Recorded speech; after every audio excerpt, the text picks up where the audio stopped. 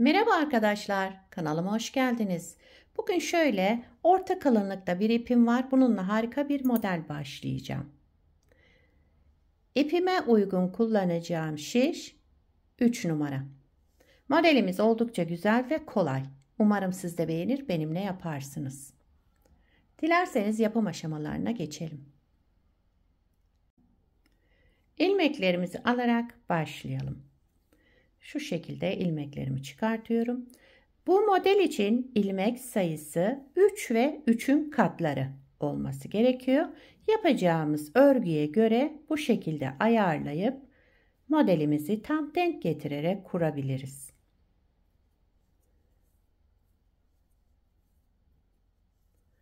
Şöyle 18 ilmekle modelimi kuracağım ben.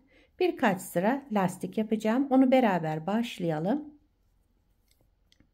Şöyle hemen 2, 4, 6, 8, 10, 12, 14, 16, 18. Tam da 18 ilmeğim var şişimde. Şimdi örgümün arka yüzündeyim. Lastiğimi başlıyorum.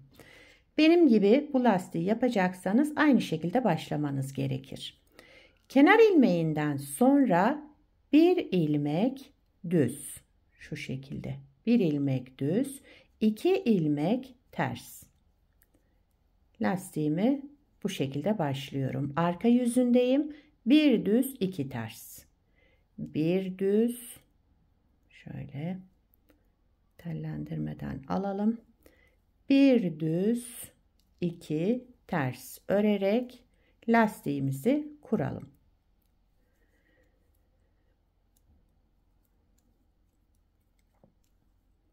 Lastiği bu şekilde başlarsanız model bunun devamıymış gibi olacak ve gayet güzel duracak. Onun için bu şekilde başlayalım dedim. Ben şurada evet 2 ters yapmam gerekiyordu. 2 ters, bir düz, 2 ters olarak yaptım. Sıra sonunda bir düz ilmekle sıramı tamamlıyorum. Daha sonra kenar ilmeğimi düz olarak ördüm. Şimdi örgümün ön yüzündeyim. Aynı şekilde devam ediyorum. Tersleri ters, düzleri düz örerek lastiğimizi tamamlayalım. İstediğiniz boyutta lastiği yapabilirsiniz. Lastiği tamamladım. Bakın şu anda ön yüzündeyim. Bir ters, iki düz, bir ters, iki düz olacak şekilde ön yüzünde şöyle tamamladım.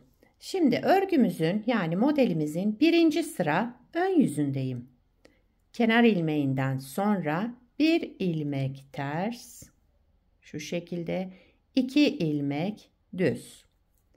Bu lastiği yapmamın sebebi zaten model devamıymış gibi olacak. Bir ters, 2 düz örerek birinci sıra ön yüzünde devam edelim.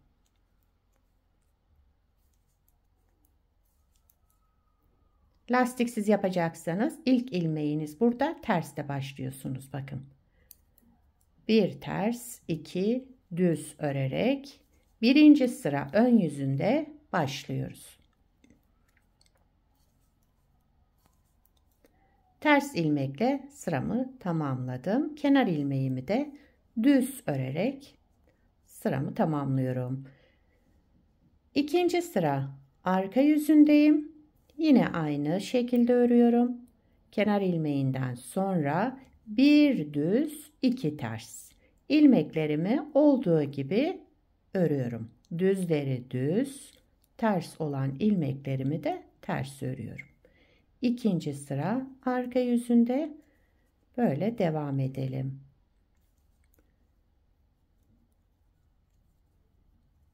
Bir ters, 2 ters, bir düz arka yüzünde.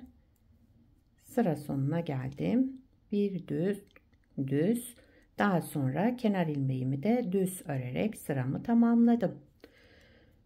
Üçüncü sıra ön yüzündeyim.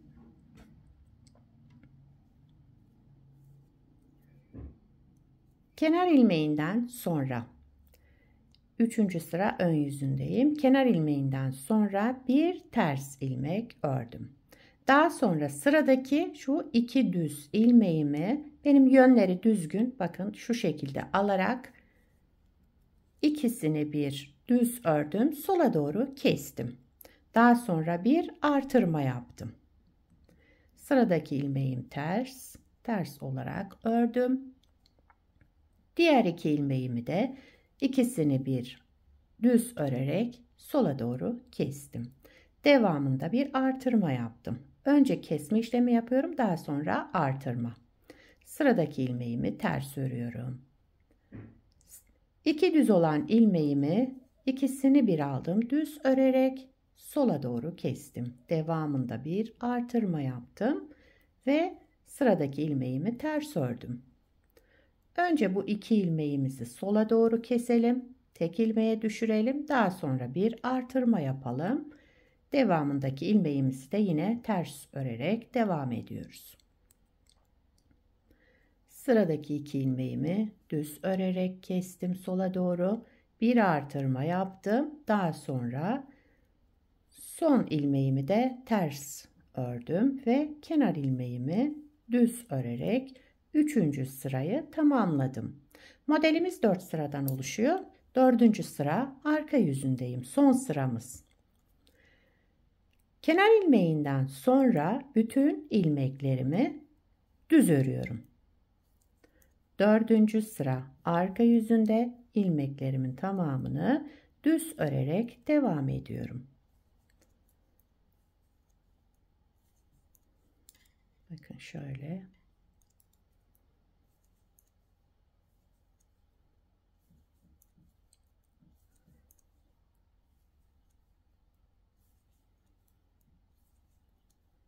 Kenar ilmeğimi de düz ördüm. Sıramı tamamladım. Modeli bir kez kurmuş olduk. Bakın şöyle 4 sıradan oluşan güzel bir model.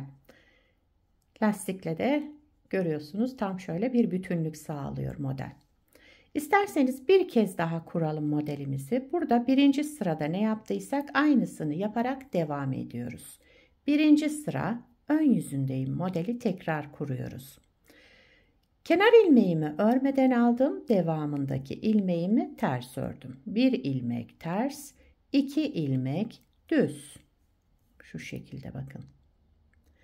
1 ilmek ters, 2 ilmek düz. Modelde kaydırma yok. Aşağıda nasıl yaptıysak aynı şekilde ikinci modeli de kuruyoruz. 1 ters. Bakın ters olan ilmeğimiz yine devamındaki ters. Daha sonra 2 düz. 1 ters, 2 düz.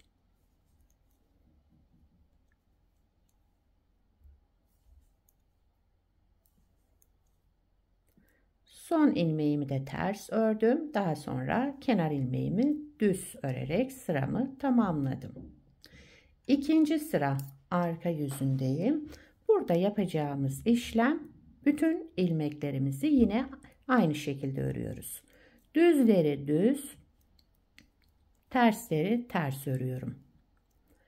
1 düz, 2 ters.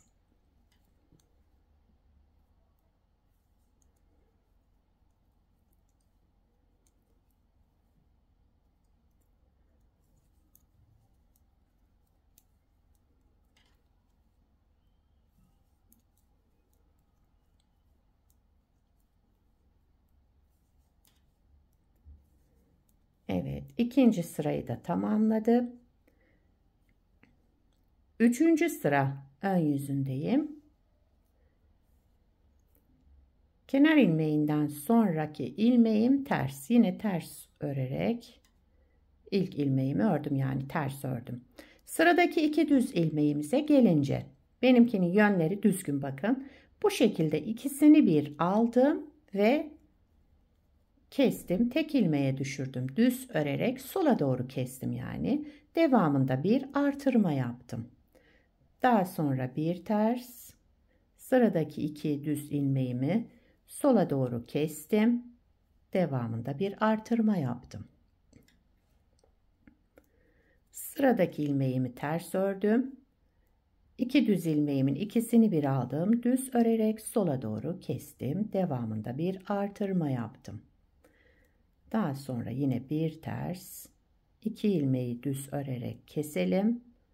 Bir artırma yapalım.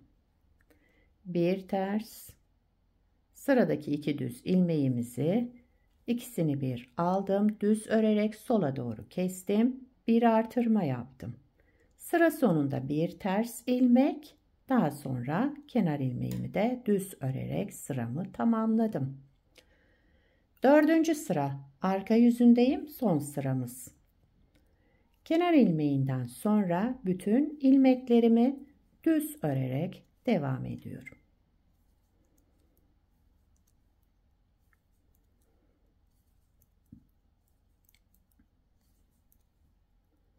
Evet, sıra sonuna kadar ilmeklerimi tamamını düz örüyorum. Modeli 2 kez kurduk arkadaşlar. Bakın model böyle devam ediyor. Model oldukça kolay. 4 sıradan oluşan bir model. İlmek sayısı da 3 ve 3'ün katları. Evet, gördüğünüz gibi. Farklı lastik de yapabilirsiniz altına. Ama ben bu şekilde size göstermek istedim. Şöyle bir parça da daha önce yaptım. Bunu da yelek önü olarak düşünün. Tabii örnek olarak küçük bir parça başladım. Yine aynı lastikle başladım. Şöyle göstereyim. Burada da 9 ilmek ön patı koydum. Bunu da haroşa lastik yaptım. Alt lastiği şu beraber başladığımız gibi ön patını da haroşa olarak koydum. Şöyle yelek önü olarak başlarsanız model ilmek sayısını 3 ve 3'ün katları artı 2 ilmek koyun. Çünkü buradaki kenar ilmeği pattan alınacağı için, şuradaki ilmeklerden alınacağı için bir ilmek fazla olur. Şöyle ön patı koyduğunuz zaman burada 9 ilmek ön patım var. Daha sonra da 3 her modeli 3 ilmekten kurdum. En sonuna 2 ilmek ekledim. Bu şekilde başlarsanız. Eğer ön patı kullanmadıysanız, diyelim yeleğin arkasındasınız. Arka parçasını yapıyorsunuz. O zaman ilmek sayısını 3 ve 3'ün katları kuracaksınız. Buna dikkat edin arkadaşlar. Sadece ön patı kullandığınız zaman bir ilmek eksik yapın. Çünkü kenar ilmek ön patından kullanılacağı için. Evet, model böyle. Gördüğünüz gibi gayet güzel. Şöyle zarif bir model. Her türlü örgüde kullanabilirsiniz bu modeli. Şöyle bugün de yelek parçası olarak başladım. Yani benimki örnek, tamamlamayacağım.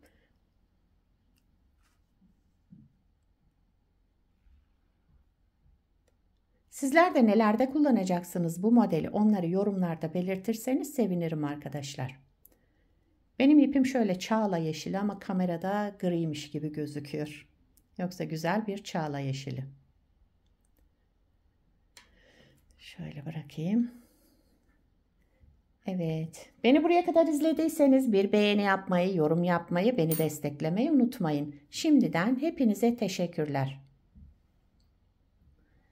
Yapacak olanlara kolay gelsin. Bir sonraki videoda görüşmek üzere. Hoşça kalın.